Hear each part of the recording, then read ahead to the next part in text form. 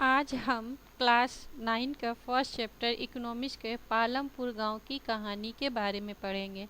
जैसा कि नाम है इकोनॉमिक्स, हिंदी में अर्थशास्त्र बोलते हैं। इसमें हम पढ़ेंगे कि धन का जो है हम उपयोग कैसे करते हैं। अर्थशास्त्र का मतलब ही है कि जो धन है हम उसका उपयोग कैसे करते हैं, और हमारे पास जो लिमिटेड रिसोर्सेस है और अनलिमिटेड जो वांट्स है जो उसको हम कैसे पूरा करते हैं। और इस चैप्टर में हम चैप्टर को स्टार्ट करने से पहले चैप्टर को अवलोकन के बारे पढ़ते हैं। अवलोकन में क्या बोल रहा है कि इस कहानी का उद्देश्य क्या है, उत्पादन से संबंधित कुछ मूल विचारों को परिचय कराना। किससे? उत्पादन से संबंधित। ऐसा हम एक काल्पनिक गांव पालमपुर गानी के माध्यम से जानेंगे। हम कौन सा गांव के माध्यम से जानेंगे? पालमपुर। पालमपुर की खेती की जो मुख्य क्रिया है, पालमपुर का जो मुख्य काम है, क्या करना है लोगों का? खेती करना। अधिकतर गांव में लोगों का मुख्य काम क्या होता है? खेती करना। और अन्य कई क्रियाएं हैं और खेती करने के अलावा भी लोग करते हैं। लघु स्तरीय बीज निर्माण, जैसे बिल्डिंग वगैरह बनाना, डेयरी, पशुपालन करना, परिवहन, सामान एक जगह से दूसरी जगह पर ले जाना आदि सीमित स्तर पर की जाती है। इन उत्पादन क्रियाओं के लिए विभिन्न प्रकार के संसाधनों की आवश्यकता होती है। जब हम ये सब उत्पादन करते हैं तो उसके लिए हमें कुछ संसाधन की आवश्यकता होती है, जैसे प्रकृति संसाधन, मानव निर्मित वस्तुएं, मानव प्रयास, मुद्रा आदि। जब हम किसी चीज़ का प्रोडक्शन करेंगे, प्रोडक्शन करने से हमें कुछ चीज़ की आवश्यकता होती है, उसमें है प्राकृतिक संसाधन और दूसरा मानव निर्मित वस्तुएं और मानव प्रयास और मुद्रा। पालमपुर की कहानी हमें विविध गांव के इच्छित वस्तुओं और सेवाओं को उत्पादित करने के विभिन्न संसाधनों को समायोजित करती है। हम पालमपुर की कहानी के माध्यम से वस्तुओं और सेवाओं का उत्पादन के बारे में समझेंगे। अब हम आते हैं पालमपुर गांव की कहानी का इंट्रोडक्शन।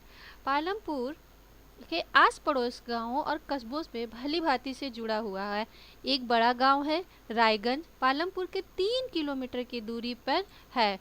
प्रत्येक मौसम में यह सड़क गांव के राजगंज में और उससे आगे निकटतम कस्बे शाहपुर को जोड़ती है। क्या है कि पालमपुर गांव में जो पालमपुर है, आसपास 2 शहर है, एक रायगंज और एक शाहपुर। वो दोनों रोड से कनेक्टेड है। किसी भी सीजन में, बरसात के भी सीजन में, इस सड़क पर गुड़ और अन्य वस्तुएं लदी हुई बैलगाड़ियां, भैंस बग्घी से लेकर अन्य कई तरह के वाहन जैसे मोटरसाइकिल, जीप, ट्रैक्टर देखे जा सकते हैं। आप जब पालमपुर के रोड पे जाएंगे तो ये चित्र देखिए, चित्र की तरह पालमपुर के गांव पे देखिए, ये बैलगाड़ी पे गुड़ लदा हुआ है, ट्रैक्टर पे सामान लदा हुआ, ये आपको देखने को मिल जाएंगे। और क्या बोल रहा है, इस गांव में लगभग कितनी जातियां रहते हैं? 450 परिवार रहते हैं। गांव में अधिकतर भूमि स्वामी उच्च जाति के हैं। गांव में जो भूमि है वो अधिकतर किसके हैं? उच्च जाति के लोगों के। 80 परिवार के हैं। उनके मकान, जिनमें कुछ बहुत बड़े ईंटें, सीमेंट, कस्बे, अनुसूचित जाति के लोगों की संख्या कुल जनसंख्या का 1/3 है। वहाँ कुछ दलित लोग भी है और वो उनकी जनसंख्या कितनी है? 1/3।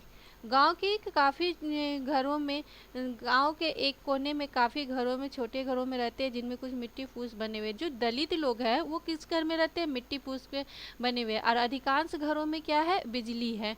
आपसे यहाँ से क्वेश्चन पूछ बन सकता है कि आसपास में कौन सा 2 गांव जुड़े हुए हैं? तो एक कौन सा है? रायगंज और शाहपुर। फिर आपसे एक दूसरा क्वेश्चन पूछ सकता है कि दलित लोगों की संख्या पालमपुर में कितनी है? तो 1.3 पॉपुलेशन, मतलब 1/3 लोग रहते हैं। और उनके जो घर है वो क्या है? मिट्टी और फूस के बना हुआ। और अधिकतर घरों में क्या है? बिजली है। खेतों में सभी नलकूप बिजली से ही चलते हैं। खेत में जो यूज़ होता है न्यू टेक्नोलॉजी नलकूप का, और उनका उपयोग करने के लिए बिजली का है। इसके उपयोग के विभिन्न प्रकार के छोटे कार्यों के रहते हैं। पालमपुर में 2 प्राथमिक विद्यालय, एक हाई स्कूल, एक राजकीय प्राथमिक स्वास्थ्य केंद्र और निजी औषधालय, जहाँ पर रोगियों का उपचार भी किया जाता है। यानी कि प्राइवेट और सरकारी दोनों हॉस्पिटल है जहाँ लोगों को इलाज किया जाता है, और पढ़ने के लिए स्कूल की भी व्यवस्था है। अब यहाँ पे एक छोटा सा नोट करके पढ़ेंगे। उपयुक्त विवरण में स्पष्ट है कि पालमपुर सड़क में क्या है? परिवहन है, बिजली है, सिंचाई है और विद्यालय, स्वास्थ्य केंद्र पर्याप्त मात्रा में विकसित थे। इन सुविधाओं की तुलना आप अपने निकटतम गांव के सुविधाओं से कीजिए। बोल रहा है कि आप अपने जो गांव है उसके निकटतम में कोई ऐसे फैसिलिटीज़ है गांव में। यह एक काल्पनिक गांव पालमपुर की कहानी में किसी भी गांव में विभिन्न प्रकार के उत्पादित संबंधी उत्पादियों के बारे में बताएंगे। हम इस गांव पालमपुर के गांव एक काल्पनिक गांव है, उसके माध्यम से उत्पादन के संबंधित गतिविधियों के बारे में पढ़ेंगे। यानी कि हम इसमें समझेंगे कि उत्पादन कैसे होता है, प्रोडक्शन। जैसा कि स्टोरी में पहले ही लिखा हुआ है कि इस कहानी में हम उत्पादन संबंधी कुल मूल विचारों से परिचय कराएंगे। आगे भी हम इसके बारे में गांव के माध्यम से उत्पादन के बारे में पढ़ेंगे। भारत के गांव में खेती उत्पादन की प्रमुख गतिविधि है। भारत के अधिकतर गांव में लोग खेती ही करते हैं। अन्य उत्पादन गतिविधियों में जिन्हें गैर कृषि क्रियाएं कहे जाते हैं, खेती के अलावा अगर हम कोई काम करते हैं तो उन्हें गैर कृषि। अगर आपसे क्वेश्चन पूछा गैर कृषि क्रियाएं क्या है, तो गैर कृषि क्रियाएं क्या है, वो क्रियाएं हैं जो खेती को छोड़कर किया जाता है, जैसे लघु विनिर्माण, परिवहन, दुकानदारी आदि भी शामिल है। हम उत्पादन के बारे में कुछ समान बातों को जानने के बाद इन दोनों क्रियाओं के बारे में विचार करेंगे। नेक्स्ट टॉपिक क्या है मेरा, उत्पादन का संगठन। उत्पादन का उद्देश्य ऐसी वस्तु और सेवा उत्पादित करना है जिनकी हमें आवश्यकता होती है। हम ऐसे ही वस्तुओं का उत्पादन करते हैं जिनकी हमें आवश्यकता होती है। ऐसे तो बिना मतलब किसी वस्तु का तो उत्पादन कर नहीं सकते हैं। हमें जो चीज़ चाहिए, जिसका हमको ज़रूरत है, हम ऐसी वस्तुओं का उत्पादन करते हैं। वस्तुओं और सेवा के उत्पादन के लिए हमें 4 चीज़ों की आवश्यकता। किसी भी वस्तु या सेवा का उत्पादन करने के लिए, प्रोडक्शन करने के लिए हमें कोई 4 चीज़ों की आवश्यकता होती है। और जो पहली आवश्यकता है भूमि। किसी भी अगर हम कोई कपड़ा का या फिर किसी भी तरह का फैक्ट्री खोल रहे हैं तो उसके लिए हमको भूमि की आवश्यकता होगी। फैक्ट्री हम अंतरिक्ष में तो लगाएंगे नहीं, भूमि पर ही लगाएंगे। अन्य प्राकृतिक संसाधन का भी ज़रूरत पड़ेगा। उसमें क्या है, जल, वन, खनिज। दूसरी आवश्यकता है श्रम। अब ये काम जो करेगा वो कौन करेगा, कोई व्यक्ति करेगा, जिसमें हमको किस चीज़ की आवश्यकता होगी, श्रम की, लेबर की। कुछ उत्पादन क्रियाओं में जरूरी कार्यों करने के लिए बहुत ज़्यादा पढ़े लिखे कर्मियों की जरूरत होती है। दूसरी क्रियाओं सही रूप से करने की जरूरत नहीं होती है। प्रत्येक श्रमिक के लिए आवश्यक श्रम प्रदान करता है। कुछ काम जो है, अभी इस फैक्ट्री के बारे में, फैक्ट्री खोलना है, उसमें क्या क्या मशीन लगाना है और क्या मशीन करेंगे, क्या कौन सा काम करेंगे, ये सब सोचने के लिए एक दिमाग होना चाहिए जो पढ़े लिखे लोगों में होता है। और कोई दूसरा टाइप के श्रमिक होता है, अब गड्ढा खोदना है तो गड्ढा खोदने में कौन सा दिमाग लगाना है, नली साफ करना है या फिर साफ सफाई करना, उसमें पढ़े लिखे जरूरत की नहीं होती। यानी कि श्रमिक भी 2 टाइप के होते हैं, लेबर भी 2 टाइप के होते हैं। एक पढ़े लिखे हाई स्किल्ड और एक होते हैं थोड़ा कम पढ़े लिखे। तीसरी आवश्यकता होती है भौतिक पूंजी। ये पूंजी अर्थात उत्पादन के प्रत्येक स्तर पर अपेक्षित कई तरह के आगत। क्या आप जानते हैं कि भौतिक पूंजी के अंतर्गत कौन कौन सी मदें आती है। और तीसरी आवश्यकता पूंजी, और ये भौतिक पूंजी के बारे में हम आगे पढ़ेंगे। औजार, मशीन, भवन, औजारों तथा मशीनों की अत्यंत साधारण औजार जैसे किसान का हल से लेकर के परिष्कृत मशीन जैसे जनरेटर, टरबाइन, कंप्यूटर आदि औजार मशीनों, भवनों, उत्पादनों में हम प्रयोग करते हैं। इन्हें हम क्या कहते हैं, अस्थाई पूंजी। नाम से ही लग रहा है कि हम एक बार ऐसा सामान जो खरीद लें वो अस्थाई है।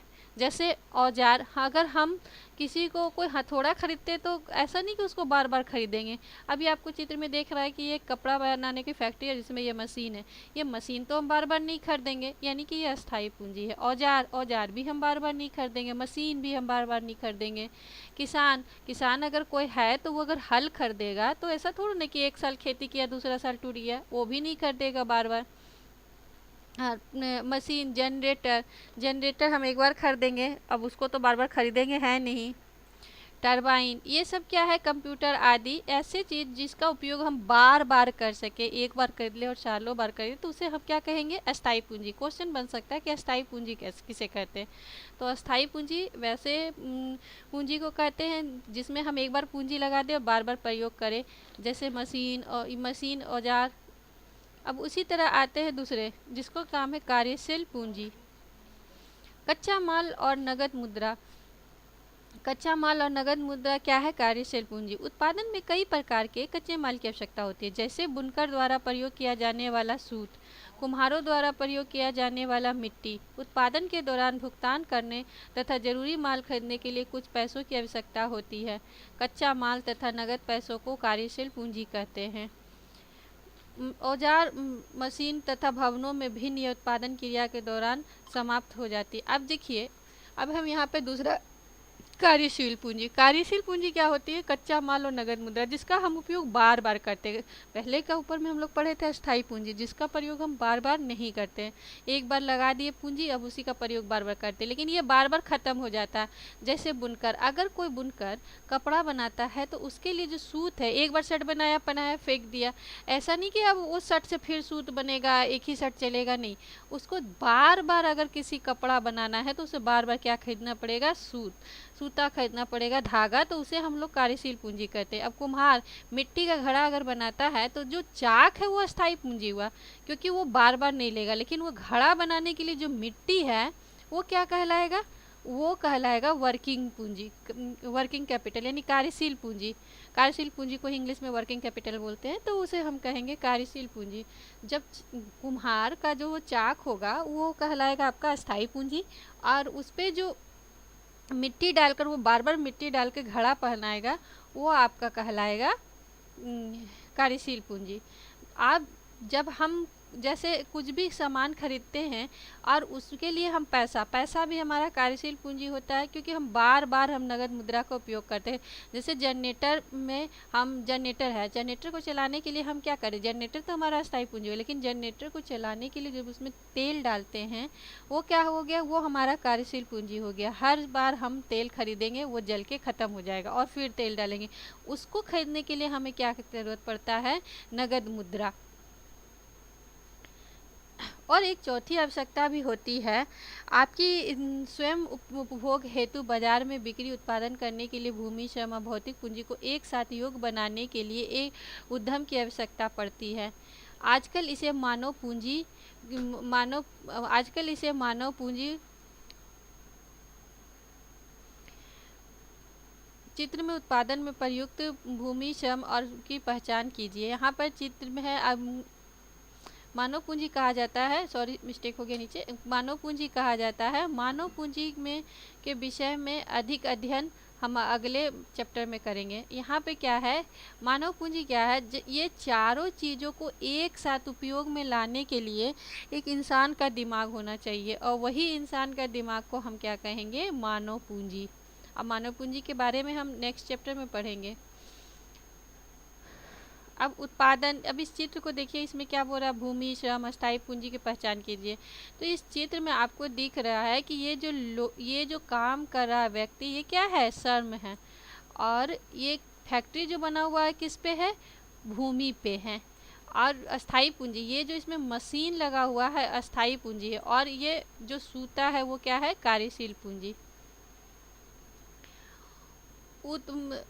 उत्पादन भूमि, श्रम और पूंजी को संयोजित करते संगठित होते, जिन्हें उत्पादन कारक भी कहा जाता है। अब कहेगा कि उत्पादन के कारक किसे कहते हैं? पालमपुर